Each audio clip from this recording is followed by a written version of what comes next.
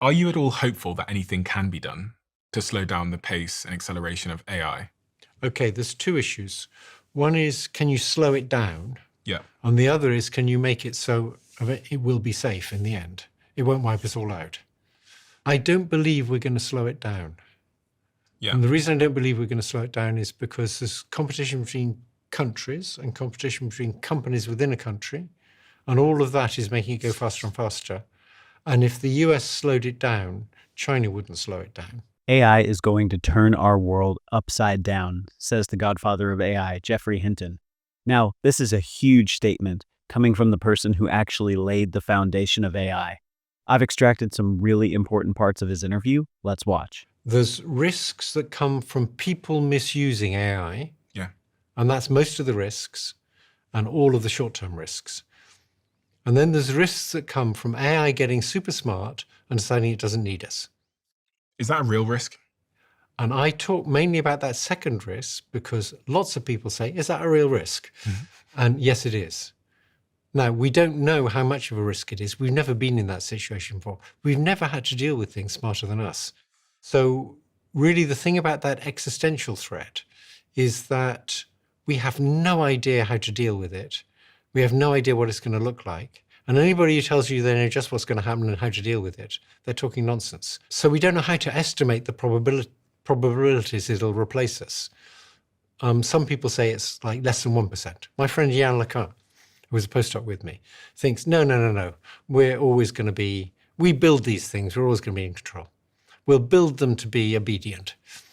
And other people, like Yudkowsky, say, no, these things are going to wipe us out for sure. If anybody builds it, it's going to wipe us all out.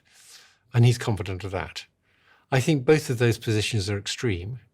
It's very hard to estimate the probabilities in between. If you had to bet on who was right out of your two friends? I simply don't know. So if I had to bet, I'd say the probabilities in between, and I don't know where to estimate it in between. I often say 10 to 20% chance they'll wipe us out. But that's just gut, based on the idea that we're still making them and we're pretty ingenious. And the hope is that if enough smart people do enough research with enough resources, we'll figure out a way to build them so they'll never want to harm us. Sometimes I think if we talk about that second path, sometimes I think about nuclear bombs and the invention of the atomic bomb and how it compares. Like, how is this different? Because the atomic bomb came along and I imagine a lot of people at that time thought our days are numbered. Yes, I was there. We did. Yeah. But we're still here. We're still here, yes. So the atomic bomb was really only good for one thing. And it was very obvious how it worked. Even if you hadn't had the pictures of Hiroshima and Nagasaki, it was obvious that it was a very big bomb that was very dangerous. With AI, it's good for many, many things. It's going to be magnificent in healthcare and education and more or less any industry that needs to use its data. It's going to be able to use it better with AI. So we're not going to stop the development. You know, people say, well, why don't we just stop it now? We're not going to stop it because it's too good for too many things. Also, we're not going to stop it because it's good for battle robots, and none of the countries that sell weapons are going to want to stop it. In the next part, Geoffrey talks about AI creating unsolvable body viruses, which I think could be the end of humanity. Watch this. Then the next thing is using AIs to create nasty viruses. Okay. And the problem with that is that just requires one crazy guy with a grudge, one guy who knows a little bit of molecular biology, knows a lot about AI, and just wants to destroy the world. You can now create new viruses relatively cheaply using AI. And you don't have to be a very skilled molecular biologist to do it. And that's very scary. So you could have a small cult, for example. A small cult might be able to raise a few $1 million. For a few $1 million, they might be able to design a whole bunch of viruses. Well, I'm thinking about some of our foreign adversaries doing government-funded programs. I mean, there was lots of talk around COVID and the Wuhan laboratory and what they were doing in gain-of-function research. But I'm wondering if in, a China or a Russia or an Iran or something, the government could fund a program for a small group of scientists to make a virus that they could, I think they could, yes. Now, They'd be worried about retaliation. They'd be worried about other governments doing the same to them. Hopefully that would help keep it under control. They might also be worried about the virus spreading to their country. In the next part, Geoffrey talks about if we can stop or slow down the upcoming AI threat. Okay, there's two issues. One is, can you slow it down? Yeah. And the other is, can you make it so it will be safe in the end? It won't wipe us all out. I don't believe we're going to slow it down. Yeah. And the reason I don't believe we're going to slow it down is because there's competition between countries and competition between companies within a country. And all of that is making it go faster and faster. And if the US slowed it down, China wouldn't slow it down. Does Ilya think it's possible to make AI safe? I think he does. He won't tell me what his secret source is. I'm not sure how many people know what his secret source is. I think a lot of the investors don't know what his secret source is, but they've given him billions of dollars anyway because they have so much faith in Ilya, which isn't foolish. I mean, he was very important in AlexNet, which got object recognition working well. He was the main force behind the things like GPT-2, which then led to ChatGPT. So I think having a lot of faith in Ilya is a very reasonable decision. There's something quite haunting about the guy that made and was the main force behind GPT-2, which led rise to this whole revolution, left the company because of safety reasons. He knows something that I don't know about what might happen next. Well, the company now I don't know the precise details, but I'm fairly sure the company had indicated that it would use a significant fraction of its resources, of the compute time, for doing safety research. And then it reduced that fraction. I think that's one of the things that happened. Yeah, that was reported publicly. Yes. Yeah. We'd gotten to the autonomous weapons part of the risk framework. Right. So the next one is joblessness. Yeah. In the past, new technologies have come in which didn't lead to joblessness. New jobs were created. So the classic example people use is automatic teller machines. When automatic teller machines came in, a lot of bank tellers didn't lose their jobs. They just got to do more interesting things. But here, I think this is more like when they got machines in the Industrial Revolution, and you can't have a job digging ditches now because a machine can dig ditches much better than you can. And I think for mundane intellectual labor, AI is just going to replace everybody. Now, may well be in the form of you have fewer people using AI assistants. So it's a combination of a person and an AI assistant are now doing the work that 10 people could do previously. People say that it will create new jobs, though, so we'll be fine. Yes, and that's been the case for other technologies, but this is a very different kind of technology. If it can do all mundane human intellectual labor, then what new jobs is it going to create? You'd have to be very skilled to have a job that it couldn't just do. So I don't think they're right. I think you can try and generalize from other technologies that have come in, like computers or automatic teller machines, but I think this is different. People use this phrase, they say, AI won't take your job. A human using AI will take your job. Yes, I think that's true. But for many jobs, that'll mean you need far fewer people. My niece answers letters of complaint to a health service.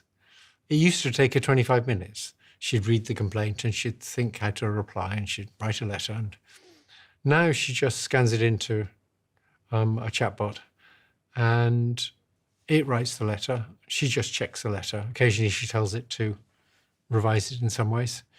The whole process takes her 5 minutes. That means she can answer 5 times as many letters. And that means they need 5 times fewer of her. So she can do the job that 5 of her used to do.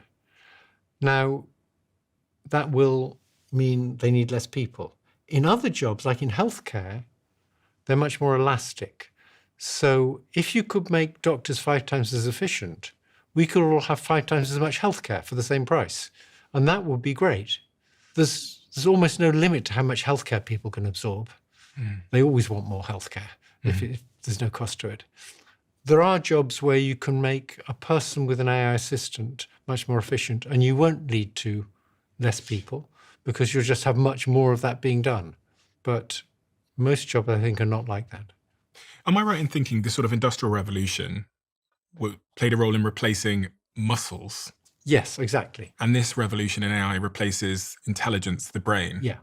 So So, mundane intellectual labor is like having strong muscles, and it's not worth much anymore. so muscles have been replaced. Now intelligence is being replaced. Yeah. So what remains? Maybe for a while, some kinds of creativity. But the whole idea of superintelligence is nothing remains. These things will get to be better than us at everything. So what do we end up doing in such a world? Well, if they work for us, we end up getting lots of goods and services for not much effort. Okay. But that sounds tempting and nice, but I don't know. There's a cautionary tale in creating more and more ease for humans in it going badly. Yes. And we need to figure out if we can make it go well. So the nice scenario is, imagine a company with a CEO who is very dumb, probably the son of the former CEO, and he has an executive assistant who's very smart, and he says, I think we should do this. And the executive assistant makes it all work. The CEO feels great. He doesn't understand that he's not really in control.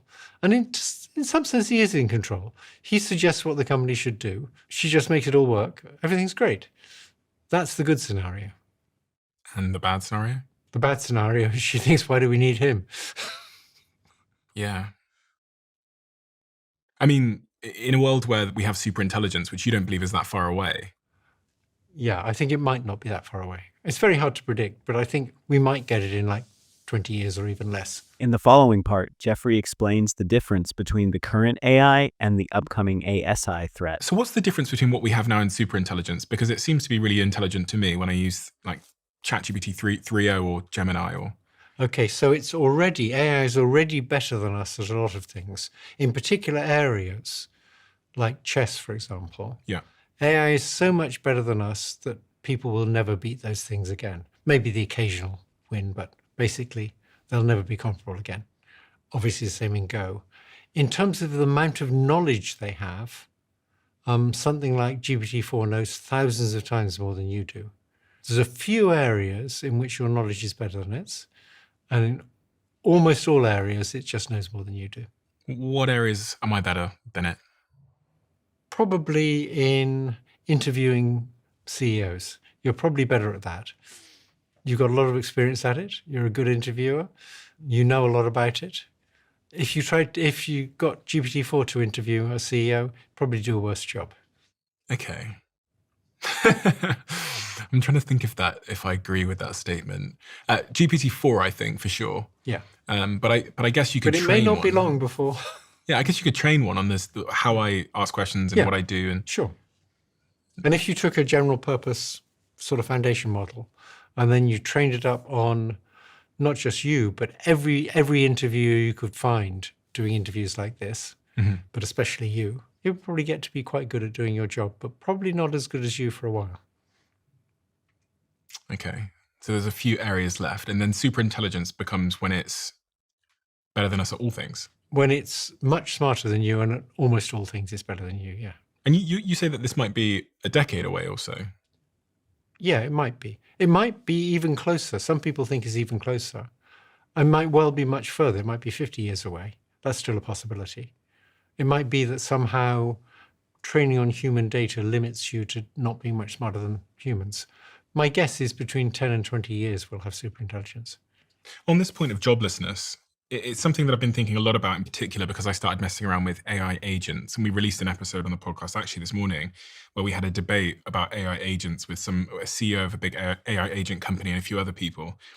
And it was the first moment where it was another moment where I had a eureka moment about what the future might look like. When I was able in the interview to tell this agent to order all of us drinks. And then 5 minutes later in the interview, you see the guy show up with the drinks and I didn't touch anything. I just told it to order us drinks to the studio. And you didn't know about who you normally got your drinks from. It figured that out from the web. Yeah, figured it out because it went on Uber Eats. It has my data, I guess.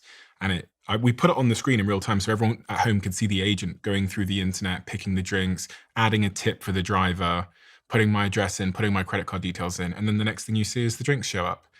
So that was one moment. And then the other moment was when I used a tool called Replit and I built software by just telling the agent what I wanted. Yes. It's amazing, right?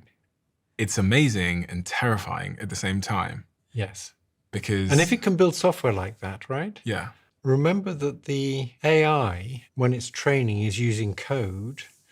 And if it can modify its own code, then it gets quite scary, right? Because it can modify It can itself. change itself in a way we can't change ourselves. We can't change our innate endowment, right? There's nothing about itself that it couldn't change. In the next part, Geoffrey talks about why AI is going to be far more superior than human intelligence. You said something earlier about it surpassing or being superior to human intelligence. A lot of people, I think, like to believe that AI is on a computer and it's something you can just turn off if you don't like it. Well, let me tell you why I think it's superior. Okay. It's digital. And because it's digital, you can simulate a neural network on one piece of hardware, Yeah. and you can simulate exactly the same neural network on a different piece of hardware. So you can have clones of the same intelligence. Now, you could get this one to go off and look at one bit of the internet, and this other one to look at a different bit of the internet. And while they're looking at these different bits of the internet, they can be syncing with each other so they keep their weights the same, the connection strengths the same. Weights are connection strengths. So this one might look at something on the internet and say, oh, I'd like to increase this strength of this connection a bit. And it can convey that information to this one, so it can increase the strength of that connection a bit based on this one's experience. And when you say the strength of the connection, you're talking about learning. That's learning, yes. Yeah. Learning consists of saying, instead of this one giving 2.4 votes for whether that one should turn on, we'll have this one give 2.5 votes for whether this one should turn on. And that would be a little bit of learning. So these two different copies of the same neural net are getting different experiences. They're looking at different data, but they're sharing what they've learned by averaging their weights together. And they can do that averaging at you can average 1 trillion weights. When you and I transfer information, we're limited to the amount of information in a sentence. And the amount of information in a sentence is maybe 100 bits. It's very little information. We're lucky if we're transferring like 10 bits a second. These things are transferring trillions of bits a second. So they're billions of times better than us at sharing information. And that's because they're digital, and you can have 2 bits of hardware using the connection strengths in exactly the same way. We're analog and you can't do that. Your brain's different from my brain. And if I could see the connection strengths between all your neurons, it wouldn't do me any good because my neurons work slightly differently and they're connected up slightly differently. So when you die, all your knowledge dies with you. When these things die, suppose you take these 2 digital intelligences that are clones of each other and you destroy the hardware they run on. As long as you've stored the connection strength somewhere, you can just build new hardware that executes the same instructions, so it'll know how to use those connection strengths, and you've recreated that intelligence. So they're immortal. We've actually solved the problem of immortality, but it's only for digital things. Now, in this next part, it's really interesting. Geoffrey Hinton talks about if AI can actually replicate the uniqueness that we as humans possess. People are somewhat romantic about the specialness of what it is to be human. And you hear lots of people saying, it's very, very different. It's a computer. We are, we're conscious. We are creatives. We have these sort of innate, unique abilities that the computers will never have. What do you say to those people? I'd argue a bit with the innate. So the first thing I say is we have a long history of believing people were special. And we should have learned by now. We thought we were at the center of the universe. We thought we were made in the image of God. White people thought they were very special. We just tend to want to think we're special. My belief is that more or less everyone has a completely wrong model of what the mind is. Let's suppose I drink a lot or I drop some acid, and not recommended. And I say to you, I have the subjective experience of little pink elephants floating in front of me. Most people interpret that as there's some kind of inner theater called the mind, and only I can see what's in my mind. And in this inner theater, there's little pink elephants floating around. So in other words, what's happened is my perceptual system's gone wrong, and I'm trying to indicate to you how it's gone wrong and what it's trying to tell me. And the way I do that is by telling you what would have to be out there in the real world for it to be telling the truth. And so these little pink elephants, they're not in some inner theatre. These little pink elephants are hypothetical things in the real world. And that's my way of telling you how my perceptual system's telling me fibs. So now let's do that with a chatbot. Yeah. Because I believe that current multimodal chatbots have subjective experiences. And very few people believe that. But I'll try and make you believe it. So suppose I have a multimodal chatbot. It's got a robot arm so it can point, and it's got a camera so it can see things. And I put an object in front of it, and I say, point at the object. It goes like this. No problem. Then I put a prism in front of its lens. And so then I put an object in front of it, and I say, point at the object, and it goes there. Good. And I say, no, that's not where the object is. The object's actually straight in front of you, but I put a prism in front of your lens. And the chatbot says, oh, I see, the prism bent the light rays, so the object's actually there, but I had the subjective experience that it was there. Now, if the chatbot says that, it's using the word subjective experience exactly the way people use them. It's an alternative view of what's going on. They're hypothetical states of the world, which, if they were true, would mean my perceptual system wasn't lying. And that's the best way I can tell you what my perceptual system's doing when it's lying to me. Now, we need to go further to deal with sentience and consciousness and feelings and emotions. But I think in the end, they're all going to be dealt with in a similar way. There's no reason machines can't have them all. But people say machines can't have feelings. And people are curiously confident about that. I have no idea why.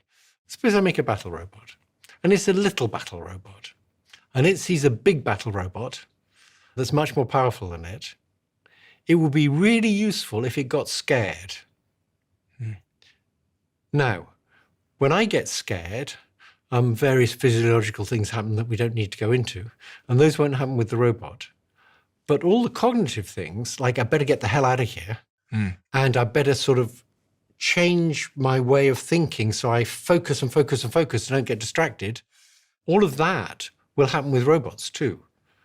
People will build in things so that they, when the circumstances are such they should get the hell out of there, they get scared and run away. They'll have emotions then. They won't have the physiological aspects, but they will have all the cognitive aspects. And I think it would be odd to say they're just simulating emotions. No, they're really having those emotions. The little robot got scared and ran away.